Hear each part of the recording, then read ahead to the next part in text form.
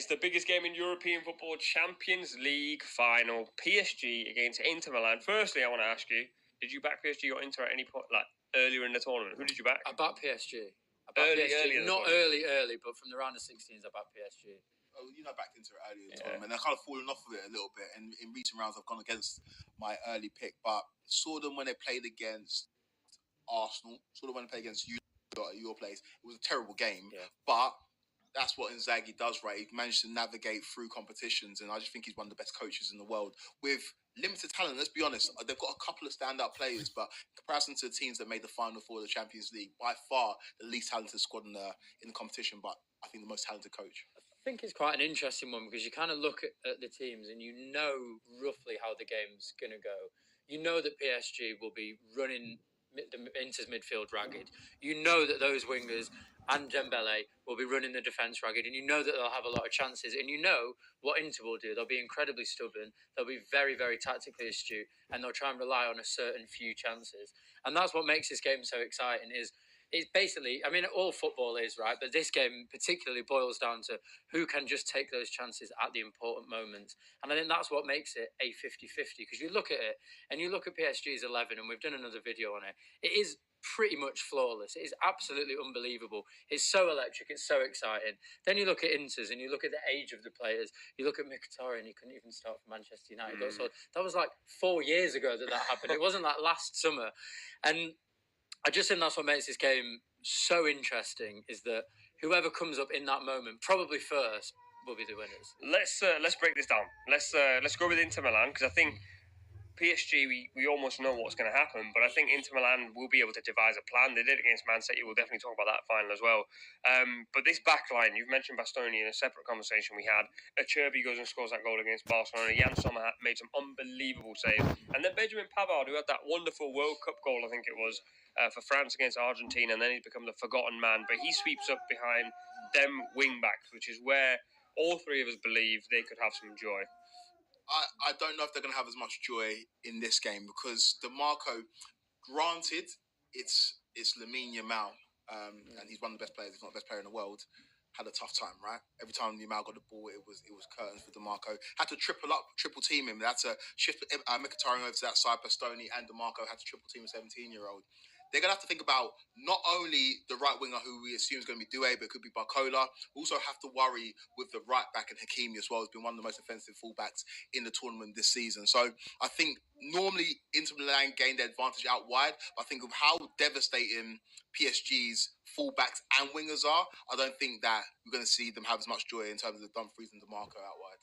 I think we saw in the Arsenal game, Kvara had to do a lot of work on Saka to drop in and help Nuno Mendes out, which I thought was interesting, because Nuno Mendes, when he came up against Salah, did a very good job. But against Saka, I did feel with the direct power, because I think he struggles with power rather than pace. Guys that want to get the ball and get to the byline, that's what I think he doesn't enjoy that much. Dumfries is that guy. He wants to, and Dumfries is very good at lurking, because he hangs on that. He basically stands on the byline and tries to win flick-ons or competes physically. And I think that matchup could be quite interesting. Do you think Kvara and Doué or Barcola, whoever it is, will, as bad as they sound, take this on the same way they did with Arsenal, the same level of seriousness? Because they're looking at Inter Milan going, I can probably cheat a little bit here, because their wing-backs can get forward and our full-backs can handle them. I think the problem is that Kvaratskhelia and Doué are both so quick and so good that any time DeMarco and Dumfries get forward, if they have the ball in and around the PSG's area and they lose the ball, that is almost guaranteed to be a PSG chance. We saw it so many times against Arsenal, saw it against Liverpool as well. I think Doué naturally will do a lot less work running back than Kvaratskhelia, because I think Kvaratskhelia has got probably more energy, and I think he's probably coming up against the tougher of the fullbacks in Denzel Dumfries. And I think Doué will likely, I would imagine, just sit out there. I think he would sit out there waiting for the space. And the passes are obviously going to come. They've got three unbelievable midfielders in Neves, Vitinha and Ruiz. So those balls are going to come. And I just think it could get very long for Inter Milan very quickly if they don't watch that. There's one other thing that I think I wanted to talk about is Inter's pressing. So if you go back and watch some of Inter's performances against Barcelona, but also PSG's performance against Arsenal, they got caught out a few times when they tried to play out PSG, and Inter pressed really well. I've got a stat here that says Inter pressing led to 5 interceptions in the attacking third against Barcelona. Now Barcelona are very, like La Masia, they're taught to play out from the back. I think PSG, Marquinhos in particular, over the years has had bad moments in Champions League games. One, could the pressing catch him out? And two, nerves. I think that may be the initial instruction from Inzaghi for Inter Milan to go and press PSG. But it's a Champions League final. And so I think your natural inclination is to maybe not press as hard because you don't want to get caught out of position. I think the last time we saw an exciting Champions League final was 2018 when he played against Real Madrid, and that's partly because Karius. Swashbuckling side, I don't think we see that. And I don't think we see Inter Milan press as hard as we've seen in previous rounds. I think they sit a little bit deeper, try and make it... They're not going to sit in a low block, but I think we see PSG have a lot of possession in front of Inter Milan, and we don't see the transition game of PSG because Champions League finals just don't lend themselves to that. It's normally pretty tight. So I don't think pressing comes into this. I think it comes down to moments of quality in the final third from either Inter Milan or PSG. And I think that's what makes it interesting. I think if this was like weirdly a regular league game, I think you'd look at that and you'd go, yeah, PSG are probably going to do Inter over because we know what pattern of play it's going to lie. But you are right. I think Inter are just going to sit back. They're going to try and invite PSG on. I think the problem with that is that you look at those front three, they're all wonderfully technical and they can hit you on both feet, which is going to be a bit of a struggle. But I do just think, as you say, it's going to come down to those moments like most Champions League finals do. And I think the fact that Inter Milan have had that moment, particularly that moment against Barcelona, that might give them a little bit of an edge. I also think one thing PSG have done really well throughout the tournament is the lack of a 9. They obviously have Gonçalo Ramos on the bench. They don't use him. Against a back three, a Cherby who at his age wants to go man to man with someone. He wants to hold someone's shirt basically and get close. Pavard doesn't really want people running beyond him. He's not that quick. And Bastoni, I actually think, is probably one of the most complete centre-backs in the world. But he will probably be able to handle that right-hand side. He'll chip in and do his bit.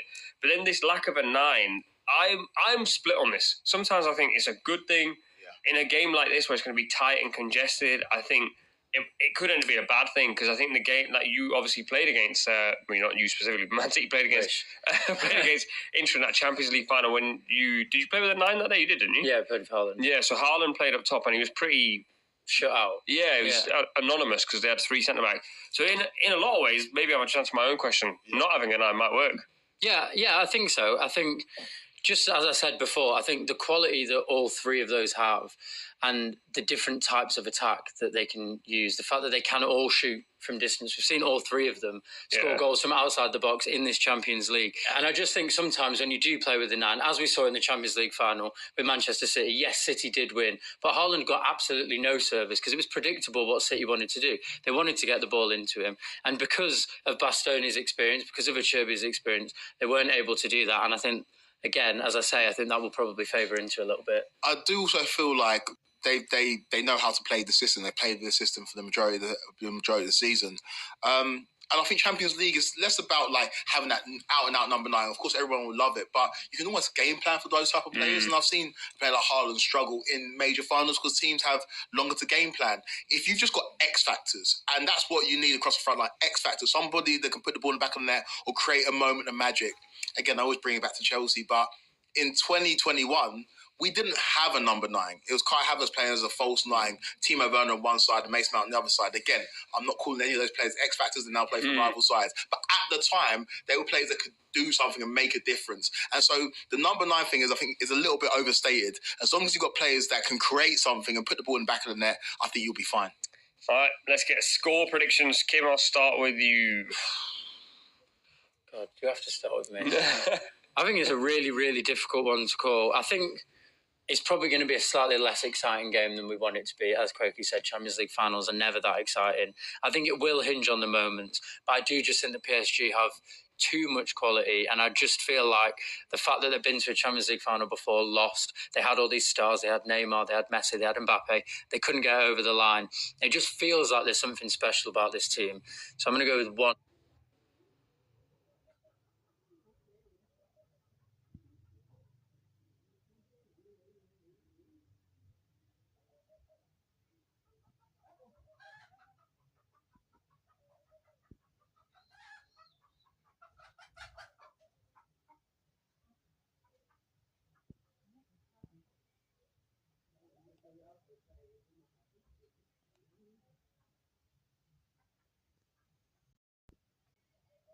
1-0 PSG.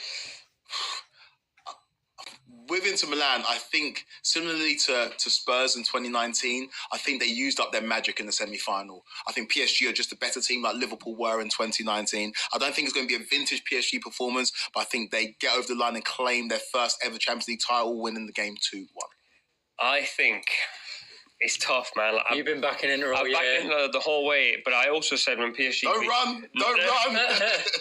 Hey, let's everybody slow down here. Let's take a breath. I also said when PSG beat Liverpool that I think that was their moment, that they came... They sort of arrived into the team that everyone imagined them to be. Then they went and did it again and again and again. But I just think Inzaghi, again, Luis Enrique is a tactical genius as well, to be fair. I think Luis Enrique is the only manager that can plan for Inzaghi's plan. But equally, I think Inzaghi is the only manager that can plan for his. But I backed into the whole way, and I don't know how much I believe it, but I think Inter will win on pens, but I think it'll be 1-1 in the game.